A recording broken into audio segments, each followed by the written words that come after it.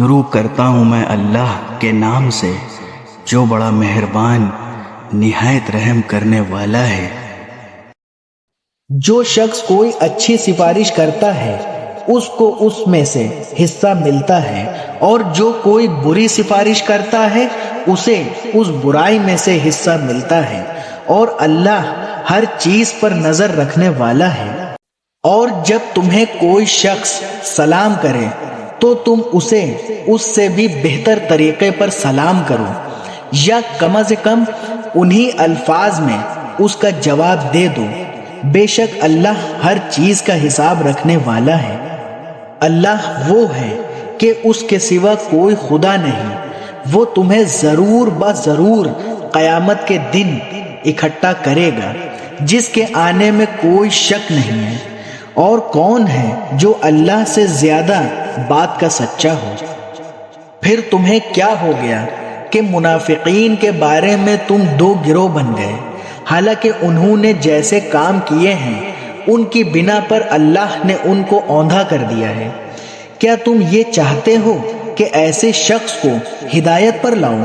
جسے اللہ اس کی خواہش کے مطابق گمراہی میں مبتلا کر چکا، اور جسے اللہ گمراہی میں مبتلا کر دے اس کے لیے تم ہرگز کبھی کوئی بھلائی کا راستہ نہیں پا سکتے۔ یہ لوگ چاہتے ہیں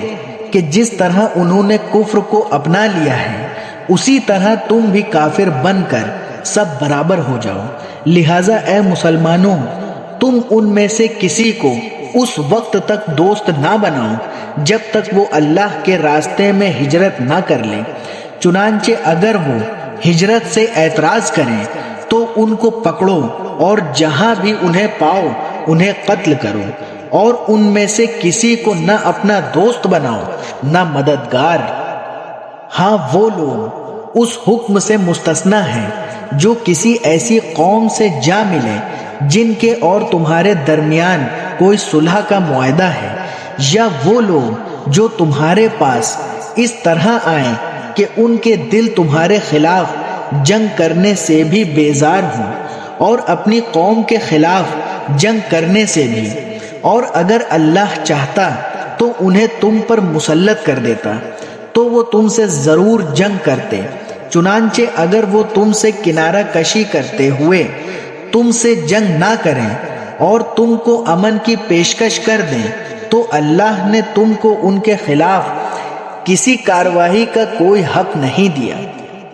منافقین میں کچھ دوسرے لوگ تمہیں ایسے ملیں گے جو یہ چاہتے ہیں کہ وہ تم سے بھی محفوظ رہیں اور اپنی قوم سے بھی، مگر جب کبھی ان کو فتنے کی طرف واپس بلایا جائے تو وہ اس میں اوندھے منہ گر جاتے ہیں۔ چنانچہ اگر یہ لوگ تم سے جنگ کرنے سے علیحدگی اختیار نہ کریں اور نہ تمہیں امن کی پیشکش کریں اور نہ اپنے ہاتھ روکیں تو ان کو بھی پکڑو اور جہاں کہیں انہیں پاؤ انہیں قتل کرو۔ ایسے لوگوں کے خلاف اللہ نے تم کو کھلا کھلا اختیار دے دیا ہے۔ کسی مسلمان کا یہ کام نہیں ہے کہ وہ کسی دوسرے مسلمان کو قتل کرے الا یہ کہ غلطی سے ایسا ہو جائے، اور جو شخص کسی مسلمان کو غلطی سے قتل کر بیٹھے تو اس پر فرض ہے کہ وہ ایک مسلمان غلام آزاد کرے، اور دیت یعنی خون بہا مقتول کے وارثوں کو پہنچائے الا یہ کہ وہ معاف کر دیں، اور اگر مقتول کسی ایسی قوم سے تعلق رکھتا ہو جو تمہاری دشمن ہے مگر وہ خود مسلمان ہو تو بس ایک مسلمان غلام کو آزاد کرنا فرض ہے، خون بہا دینا واجب نہیں۔ اور اگر مقتول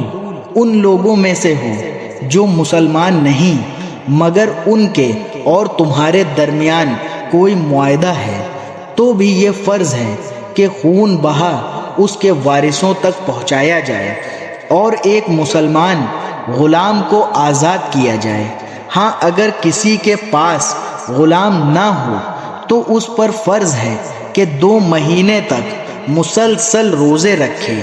یہ توبہ کا طریقہ ہے جو اللہ نے مقرر کیا ہے، اور اللہ علیم و حکیم ہے۔ اور جو شخص کسی مسلمان کو جان بوجھ کر قتل کرے تو اس کی سزا جہنم ہے جس میں وہ ہمیشہ رہے گا، اور اللہ اس پر غضب نازل کرے گا اور لعنت بھیجے گا، اور اللہ نے اس کے لیے زبردست عذاب تیار کر رکھا ہے۔